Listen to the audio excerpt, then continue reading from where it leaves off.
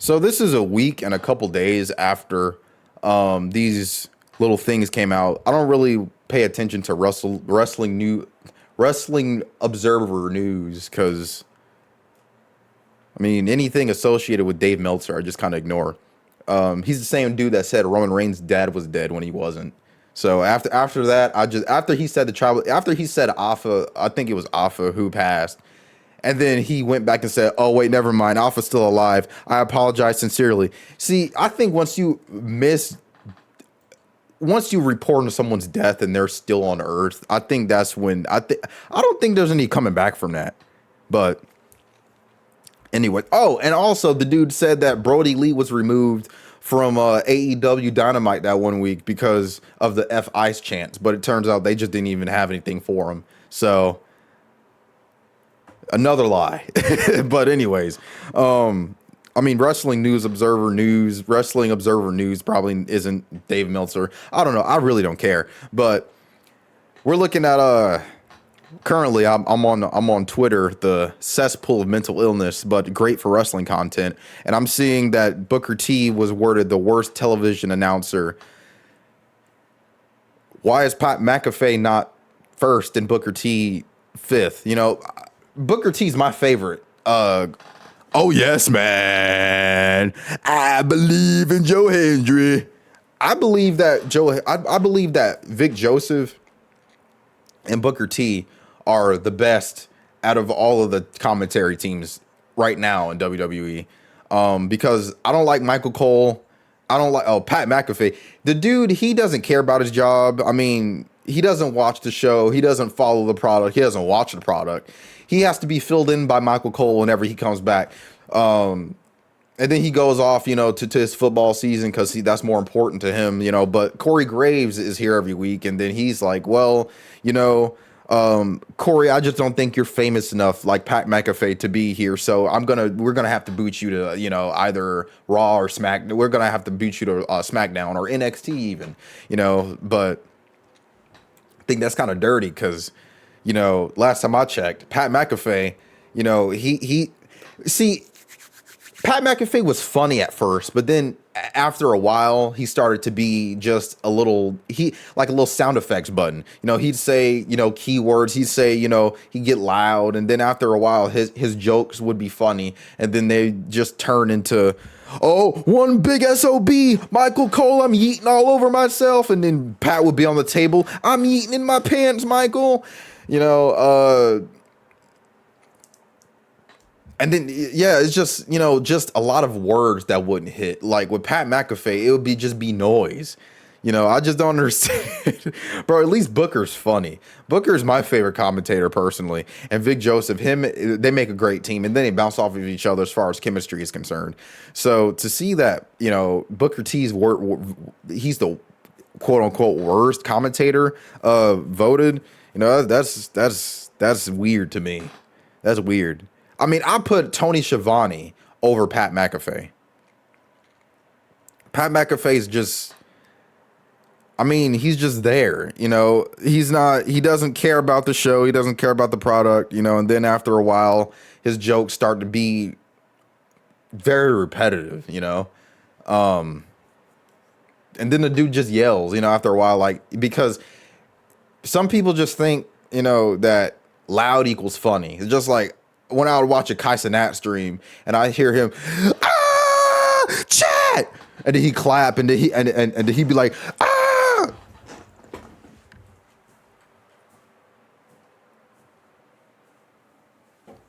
and then he'd scream into the microphone once more. Loud does not equal funny. I remember I'd watch this one person on YouTube. Her name was SS Snapper Wolf. And I remember after a while, after she stopped telling edgy jokes, she was peak at one point, but she stopped telling edgy jokes and then she just rely on being funny and raising her raising the pitch of her voice. So to see, I don't know, bro. It's. And then I go down here and I see Jey Uso he was rated the most overrated person of 2025. This right here, I agree, because the dude was, truthfully, He was a failed single star experiment. They wanted to put the rocket on him. He's a tag team guy, and they just wanted to put the rocket on him for whatever reason. Oh yeah, because the heat stuff. And Triple H, he took credit for the heat stuff. If you know, you know. He took credit for it and said, "Yeah, well, I was the guy who said, yeah, Jay, you got something there. You see that little dance you did? Well, how about you do that again? And probably the crowd will go like that, once more, and probably, do a little catchphrase, and Jay and Jimmy was like, no, I think Jay was like, yeet, and exactly, so go out there, and the next time you go out there and do your entrance, you better do that yeet. And so then, he did that, and it got over. So I think that it was more like Triple H in his head was like, yeah, I created my own Daniel Bryan. So then WrestleMania 41 season came, and then he did the exact WrestleMania 30 thing with Triple H and Daniel Bryan with Jay and Gunther. But the only problem was Jay botched every time he was out there, and then they turned it into a storyline.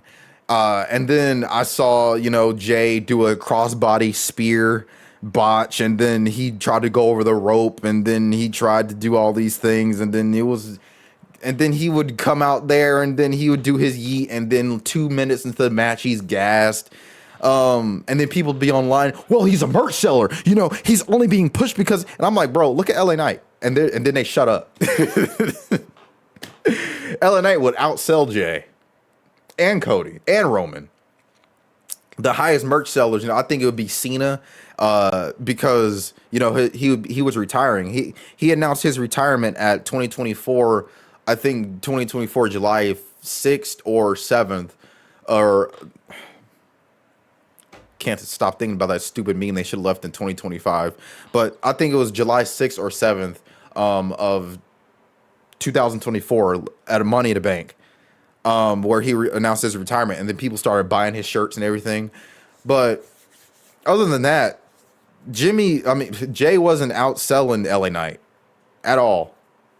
LA Knight, he got the biggest reactions even till this day, after being buried intentionally, because they were focused on pushing a man who can't really do much, Jay wasn't able to do much. Jimmy is the superior Uso because he's able to talk on the mic, without saying,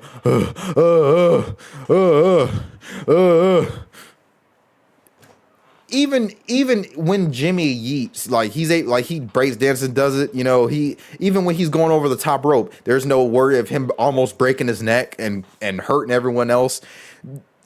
Jimmy is more athletic. He's able to talk more.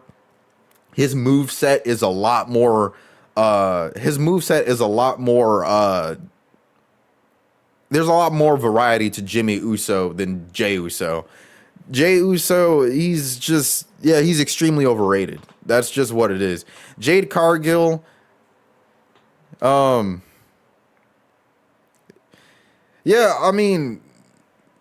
here's what I'm looking at right now.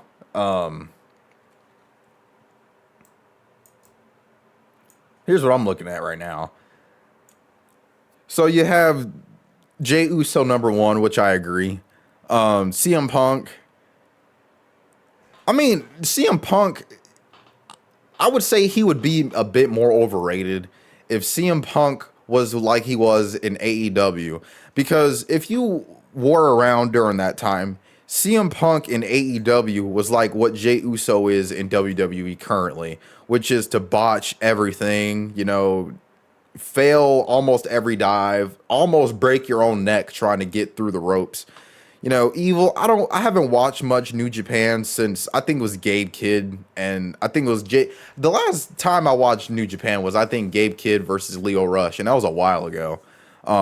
It was after a TNA episode on Access TV. And Seth Rollins is great, but at the same time, because he has that flare up back issue, that's understandable why.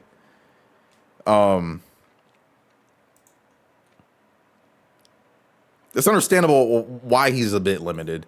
But then you go here, then you see Booker T at number one for worst, and then Pat McAfee. I don't know, bro. That's a huge disagree, man. I disagree with that heavy because, Pat McAfee's not funny, He used to be before he started trying too hard. And then once he started trying too hard, it just You know, I remember every time Braun Strowman would come out, Pat McAfee would be like, "That's one big SOB," but he'd say it every week to the point where it's not funny. And then he'd be like, "Tsunami in my pants, Michael Cole. I'm eating in my pants, Michael."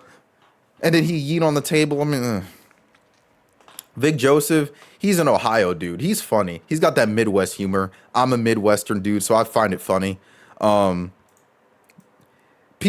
Tony Schiavone, he gives me a bit of an older type of commentary feel, but yeah, I think this is all weird.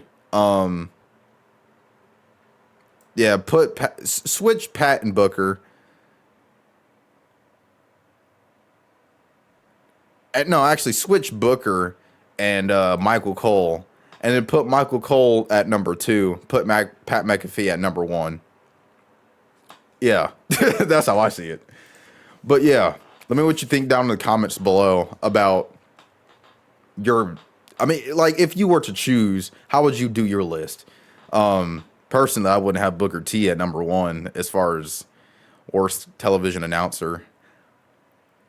I think is also to do with, you know, Booker T's jokes about, you know, like when during the women's match, you see, "Oh yes, man," or talking about get the Cholula Green, "Oh yes, man," Lola Vice, "Oh yes," you know. But I mean, I think it's funny. I think. See, I don't think the women have a problem with it because they've never spoken out. They never said anything about it. It got to such a point to where Stephanie Vaquer, she pointed at Booker T before she did the Devil's Kiss. She was looking for Booker to do it on commentary, and people have a problem with it though. People have a problem. People are more offended than the people who are on TV. You know, it's crazy. I remember when Brutus Creed he made a joke about Nia Jax and Bailey's booties, and people were calling him. People were trying to cancel him. People were trying to say that's inappropriate, and then they asked about Bailey's reaction, and Bailey was like, "Oh, I thought it was funny."